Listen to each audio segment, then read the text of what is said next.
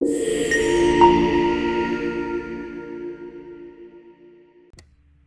अस्सलाम वालेकुम। I hope आप लोग खैरियत से होंगे। आज की क्लास में हम देखेंगे HTML लिस्टिंग टैग्स। कैसे हम इन टैग्स को यूज़ करते हुए लिस्ट को क्रिएट किया जाता है, कैसी लिस्ट हमें अलाउ करता है HTML कि हम लोग अपने HTML डॉक्यूमेंट के अंदर बना सकें। So without further ado, let's get started. हमारे पास दो टाइप्स की लिस्ट होती हैं, ordered list and unordered list. इसको मैं साथ यहाँ पे कमेंट आउट में लिख भी देता हूँ ताकि आपको चीज़ याद भी रहेगी कि हमारे पास टू टाइप्स ऑफ लिस्ट होती है, ठीक है। जिसके अंदर हमारे पास सबसे पहले ऑर्डर्ड लिस्ट और सेकंड हमारे पास अनऑर्डर्ड लिस्ट, ठीक है। ये हमारे पास कुछ इस तरह की दो टाइप्स, और भी टाइप्स होती हैं लेकिन सबसे बेसिक जो टाइप्स हैं वो हमारे पास यही दो होती हैं जो बहुत ज़्यादा यूज़ की जाती हैं। अब इनको हम लोग साथ साथ डिस्कशन करते हैं, हम लोग इनको स्टार्ट करते हैं कि इनको बनाने का तरीका क्या है और हम लोग इनको किस तरीके से इम्प्लीमेंट कर सकते हैं। बेसिकली होती ये भी टेक्स्ट फॉर्मेटिंग का ही हिस्सा है, लेकिन चूँकि थोड़ा सा स्पेसिफिक होता है तो इस वजह से इसको अलग क्लास में डिस्कस किया गया। तो चलें, मैं इसको आपके लिए मैंने स्ट्रक्चर पहले से तैयार करके रखा हुआ था HTML का, और अब हम लोग अपने साइड बाय साइड अपनी विंडो को लगा देते हैं और हम लोग देखते हैं कि हमारे पास ये किस तरीके से शो होगी। तो हम लोग इस चीज़ को देख लेते हैं, हमारे पास स्क्रीन किस तरीके से शो होगी। एक साइड पर हम लोग इसको रख लेते हैं। तो अच्छा, अभी हमारा डॉक्यूमेंट है बिल्कुल खाली। तो अब हम लोग क्या करने वाले हैं, सबसे पहले हम लोग एक ऑर्डर लिस्ट बनाएंगे। तो हम लोग एक वैसे ही सिंपल सी H2 ज़रूरत नहीं है, लेकिन मैं बना देता हूँ कि हम लोग एक लिस्ट ऑफ फ्रूट्स कर देते हैं, ठीक है। तो ये हम लोगों ने एक सिंपली ये टेक्स्ट ले लिया। तो अब सबसे पहले हम लोग जो यूज़ करने वाले हैं वो ऑर्डर्ड लिस्ट। तो ऑर्डर्ड लिस्ट इसका सिंपल सा टैग है OL, ठीक है। OL यूज़ करूँगा और इसका एंडिंग टैग हो जाएगा OL का, ठीक है। अभी हमें इसके अंदर कुछ नज़र नहीं आएगा, OL मैंने लिख दिया। तो अब इसके अंदर हम लोगों ने कंपलसरी क्या है, हम लोगों ने ये तो बता दिया HTML को कि हम लोग वही ऑर्डर लिस्ट बनाने वाले हैं। लेकिन जो ऑर्डर लिस्ट बनाने वाले अब उसके अंदर का जो डाटा देना है उसको हम लोग कहते हैं लिस्ट आइटम्स। LI का मतलब लिस्ट आइटम्स। तो मैं LI बनाता हूँ, तो मैं यहाँ पे लिखता हूँ एप्पल, डुप्लीकेट्स बना लेता हूँ, इसको कह लेता हूँ बनाना। उसके बाद मैं कर देता हूँ यहाँ पे सिंपली कर लेते हैं इसको उसके बाद में यहाँ पे इसको मैंगो कर लेते हैं, ठीक है। और ये वाटरमेलन, ठीक है। अब मैं सेव करता हूँ तो देखें ऑर्डर लिस्ट ने क्या किया कि ये मेरे पास LI का मतलब क्या होता है, मैं आगे साथ साथ कमेंट में लिख भी देता हूँ ताकि चीज़ आपको डिस्कस तो बाद में याद भी रहे। OL का मतलब हमारे पास क्या है, ब्रैकेट्स में लिख देता हूँ ऑर्डर लिस्ट।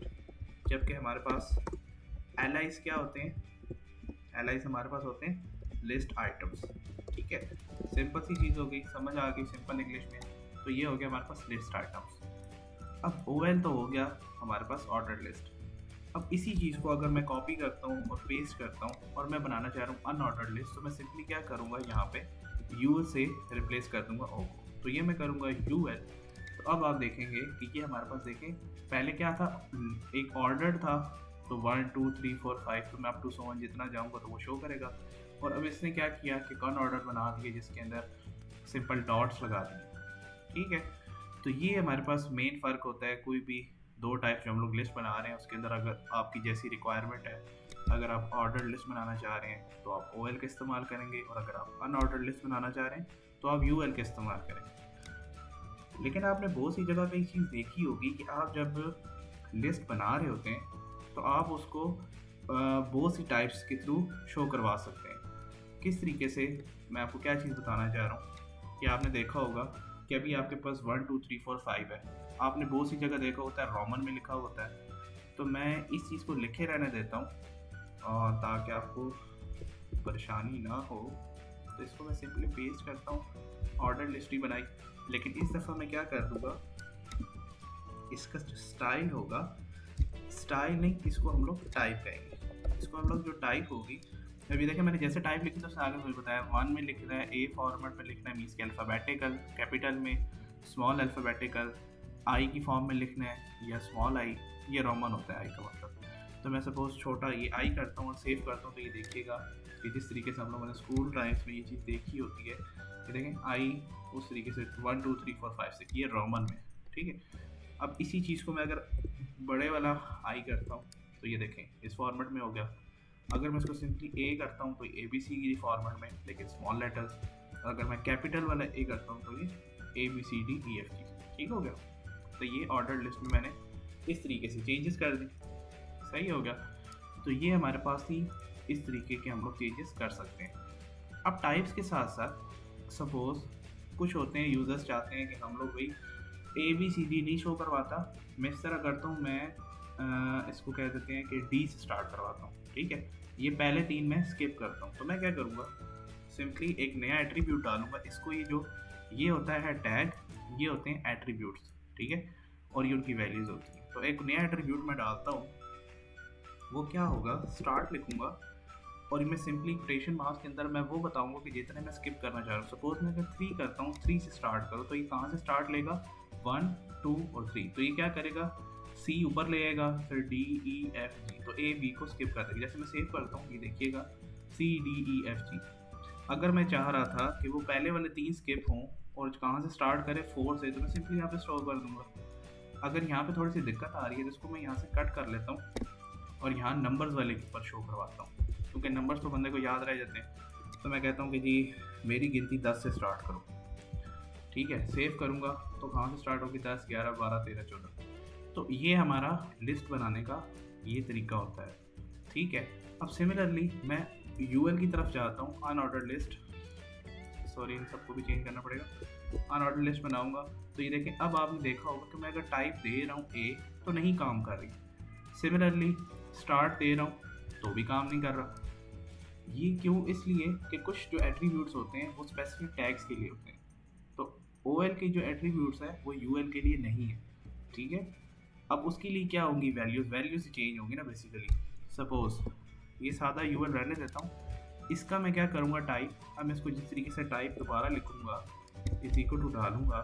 अब मैं क्या कर सकता हूँ, स्क्वायर सपोज करता हूँ, तो ये देखें अब आपकी जो लिस्ट है स्क्वायर की फॉर्म में, by default I think disk होती है, तो डिस्क का मतलब ये सर्कल वाला। तो मैं और भी अगर मैं HTML के अंदर देखूँ, HTML का मैं सर्च करता हूँ कि यूएल की टाइप्स में सर्च करता हूँ यहाँ पे सिंपली, तो ये आपके पास W3 School बहुत अच्छी वेबसाइट है। इसके अंदर बहुत ज़्यादा चीज़ें आपको पहले से बताई हुई होती हैं, मीन्स कि बहुत सी चीज़ें आपको डिस्प्ले की हुई होती हैं, तो आपके लिए आसानी होती है उस चीज़ को समझना। जिस तरीके से सर्कल है, डिस्क है, सर्कल में भी आएगी इतना कोई फ़र्क नहीं है। सर्कल ये होता है कि बीच से खाली होता है, तो हम वो चीज़ भी देख लेते हैं। अगर मैं सपोज यहाँ पे सर्कल करता हूँ, सेव करता हूँ, तो ये देखें डिस्क फिल थी, सर्कल सिंपल डॉट थे, ठीक है। तो ये हमारे पास कुछ टाइप्स होती हैं यूएल और एल उसको बनाने के लिए। लेकिन एक चीज़ कॉमन आपने देखी होगी कि लिस्ट आइटम्स इसके अंदर भी हैं और लिस्ट आइटम्स इसके अंदर भी है, तो मतलब कि ये चीज़ कंपलसरी है, सही हो गया। अब हम लोग एक नई चीज़ पे जाते हैं जो हम लोग डिस्कस करना चाह रहे हैं। अब ये नहीं लिस्ट को आइदर वो ऑर्डर लिस्ट है या अनऑर्डर लिस्ट, अब इसी को यूटिलाइज़ करते हुए मैं थोड़ा सा कॉम्प्लेक्स करने की कोशिश करता हूँ, थोड़ी सी यूनिकनेस लाने की कोशिश करता हूँ। तो मैं कैसे करूँगा, मैं कहता हूँ मेरे पास जिस तरीके से किसी भी बुक का इंडेक्स होता है, मैं फॉर एग्जांपल इंडेक्स का नाम दे देता हूँ और मैं इसके अंदर एक बनाता हूँ ऑर्डर लिस्ट, उसके अंदर लिस्ट आइटम देता हूँ इंट्रोडक्शन, ठीक है।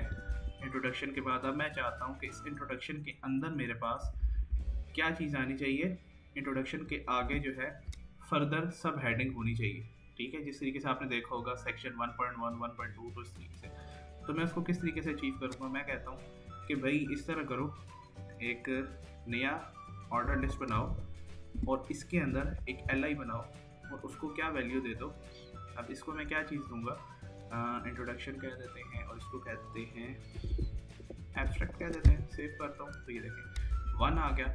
अब मैं इसको क्या कह सकता हूँ कि मैं इसको टाइप जो है, अगर सपोज मैं इसको उसमें दे देता हूँ आईज में दे देता हूँ, तो ये देखें आई हो गया, एब्स्ट्रैक्ट हो गया। मैं कोई नया आइटम डालूंगा कि एब्स्ट्रैक्ट के साथ साथ मैं कह देता हूँ कि वैसे टेबल ऑफ कंटेंट इसमें होता तो नहीं है, लेकिन मैं कह देता हूँ टेबल ऑफ कंटेंट और टेबल ऑफ फिगर्स, ताकि आपको पता चले कि आप आगे किस तरीके से बना सकते हैं।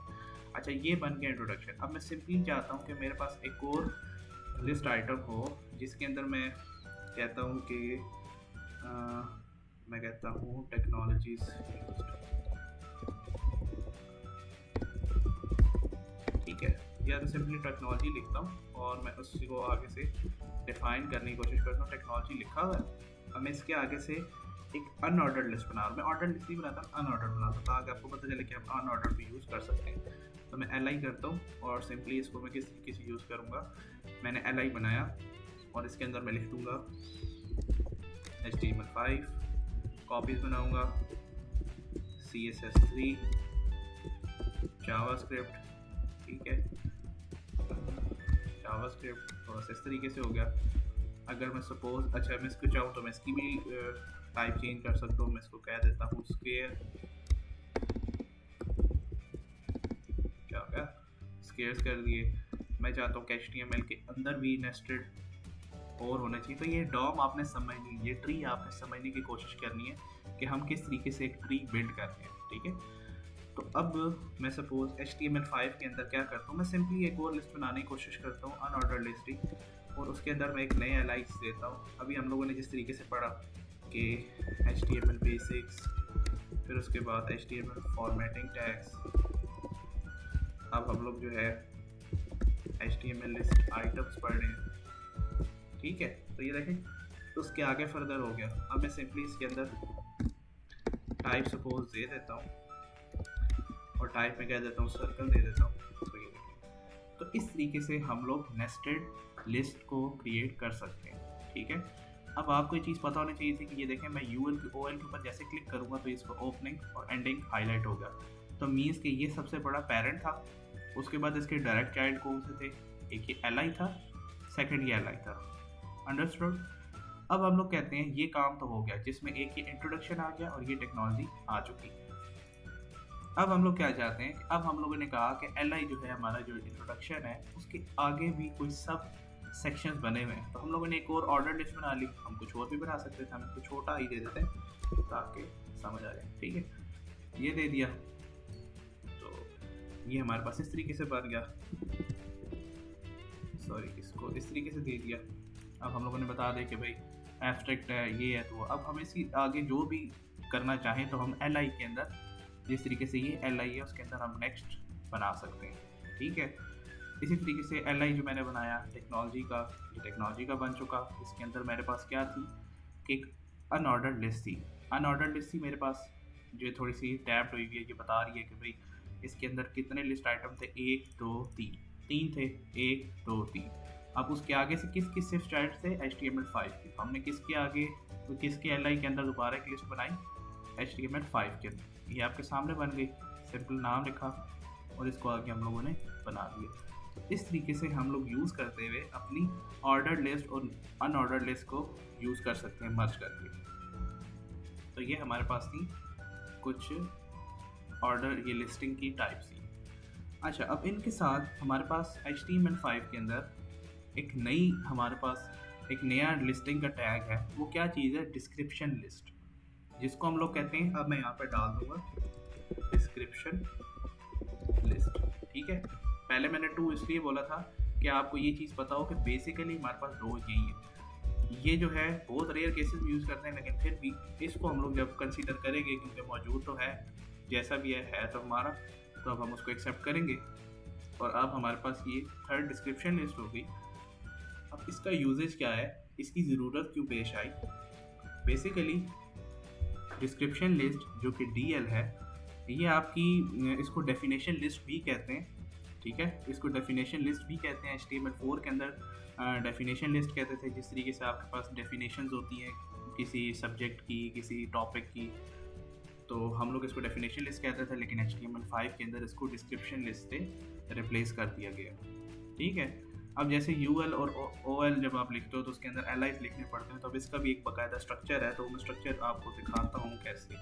सबसे पहले हमें क्या करना पड़ता है, हमें DL टैग यूज़ करना पड़ता है। इसका मतलब क्या है, इसको हम लोग कहते हैं डिस्क्रिप्शन लिस्ट, सॉरी इसको यहाँ पे लिख देता हूँ, डिस्क्रिप्शन लिस्ट। ठीक है, अब इसके अंदर हमारे पास इसकी जो मेन चीज़ होती है वो क्या है, dt which is description term. ठीक है, डिस्क्रिप्शन टर्म या डिस्क्रिप्शन टाइटल कह सकते हैं, टाइटल ही होता है उसका, डिस्क्रिप्शन टर्म होती है। ठीक है, डिस्क्रिप्शन टर्म और डिस्क्रिप्शन टर्म के बाद हम लोग क्या करते हैं, डिस्क्रिप्शन डाटा। ठीक है, तो इसको मैं कह देता हूँ, कॉपी करता हूँ, अभी तक कुछ नज़र नहीं आ रहा क्योंकि आपने कुछ लिखा नहीं है। डिस्क्रिप्शन ही कहते हैं या डिस्क्रिप्शन डाटा कहते हैं या डेफिनेशन कहते हैं, डिस्क्रिप्शन डेफिनेशन जिस तरीके से भी, इसका मुझे अभी करेक्ट जो है वर्ड याद नहीं आ रहा। तो ये हमारे पास ये चीज़ है, तो हम लोग इसके अंदर लिखते हैं जस्ट लाइक मैं इसके अंदर करता हूँ, मैं कह देता हूँ सिंपल HTML5। ठीक है, ये तो कहेंगे HTML5 तो यार ये तो कोई हेडिंग टाइप लग रही है, लेकिन नहीं, हेडिंग नहीं है, ये DT है, डेफिनेशन टर्म है। अब इसका डेफिनेशन का डाटा लिखेंगे, HTML स्टैंड फॉर कोड ज़रा करता हूँ, तो मैं इसमें लिखता हूँ हाइपर टेक्स्ट मार्कअप लैंग्वेज। ठीक है, and 5 is the version of current version. ठीक है, मैं कह देता हूँ कि ये हमारा करंट वर्जन। ठीक होगा, तो ये चीज़ मैं जैसे ही सेव करूँगा तो आप देखेंगे कि ये हमारे पास है डेफिनेशन की फॉर्म में। थोड़ा सा जूम आपको नज़र आ रहा है, इसको थोड़ा छोटा करता हूँ, 100 पे करता हूँ जो स्टैटिक है। तो ये हमारे पास HTML एक डेफिनेशन लिस्ट हो गई, डेफिनेशन टर्म है। अब उसके आगे से जो डेफिनेशन है वो थोड़ी ऑटोमेटिकली इसने टैब करके ये डेफिनेशन बना दी। तो इस तरीके से हम लोग बहुत सी चीज़ों की डेफिनेशन दे सकते हैं। इसी को मैं कॉपी पेस्ट कर लेता हूँ, इसी को कॉपी करता हूँ और नीचे पेस्ट कर देता हूँ 2-3 टाइम्स, या इसको मैं 3 दफ़ा ही देता हूँ। यहाँ पे मैं लिखता हूँ CSS। ठीक है, इसको मैं कह देता हूँ CSS stand for cascading style sheets.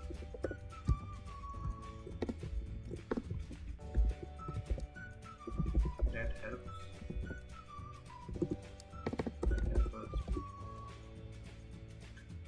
stylize structure। ठीक है, तो ये हमारे पास ये एक नई डेफिनेशन आ गई। फिर उसके बाद मैं यहाँ पे कहता हूँ JavaScript which is for JavaScript या JS कर लेते हैं, JS स्टैंड फॉर मैं कह देता हूँ जावास्क्रिप्ट। ठीक है,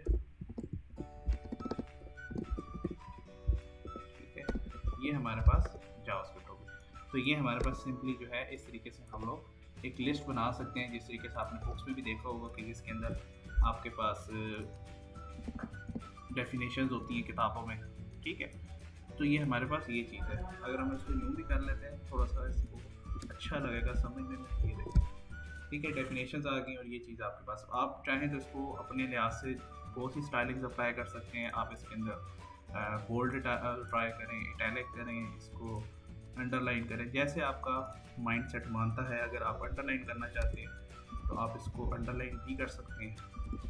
ठीक है, तो ये अंडरलाइन करके भी आप इसको ट्राई कर सकते हैं। तो बहुत से कॉम्बिनेशन है, आपने खुद ट्राई करने हैं। आपने इस चीज़ का मज़ा लेना है कि आपको वो चीज़ किस तरीके से आप इसको यूटिलाइज़ करें और आप अपने यूजेज में लाएँ जैसे आपकी रिक्वायरमेंट है।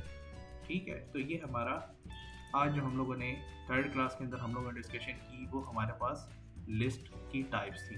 ठीक है, और HTML के अंदर हम लोग किस तरीके से लिस्ट बनाते हैं, तो ये वो चीज़ें थी हमारे पास। अब इसके अंदर आपका जो टास्क है मैं एक H2 के अंदर लिखता हूँ, टास्क आफ्टर क्लासेस जो है हमारे पास यही है, या टास्क आफ्टर क्लास। हम लोग सिंपली ये बता देते हैं कि आप हमारा क्या है कि we need to build a resume कहते हैं, या आप कह सकते हैं कि आपका CV कह सकते हैं, CV using these HTML formatting tags and these sticks। ठीक है, तो ये हमारा सिंपल सा टास्क है जिसके अंदर हम लोगों ने अपना एक पेज का हम लोगों ने रेज्यूमे बनाना है और या CV तैयार करनी है, जिसके अंदर हम लोगों ने अपना इंट्रोडक्शन हो गया, क्योंकि CV के अंदर भी आपके पास डिफरेंट चीज़ें होती हैं कि आप अपना इंट्रोडक्शन बताते हैं, उसके अंदर ऑब्जेक्टिव बताते हैं। सिमिलरली आप अपने एक्सपीरियंसेस बताते हैं, एक्सपीरियंसेस को आप फिर आगे से लिस्ट की फॉर्म में शो करवाएं, या जिस तरीके से भी आपको अच्छा लगता है। एक अच्छी सी आप लोगों ने सीवी इस चीज़ की बिल्ड करनी है, ताकि हम लोगों को पता चले कि जो अभी तक हम लोगों ने जो जो अटैक्स सीखे हैं, हम लोग उन सबको यूटिलाइज करना है। ठीक है, मैं मार्क कर रहा हूँ, सबको यूटिलाइज करते हुए हम एक अच्छी सी सीवी बनाए। स्ट्राइक थ्रू जो है ट्राई कर लीजिए, अगर कहीं फिट एंड बैठ तो हुआ, नहीं तो कोई ज़रूरत नहीं है उसकी।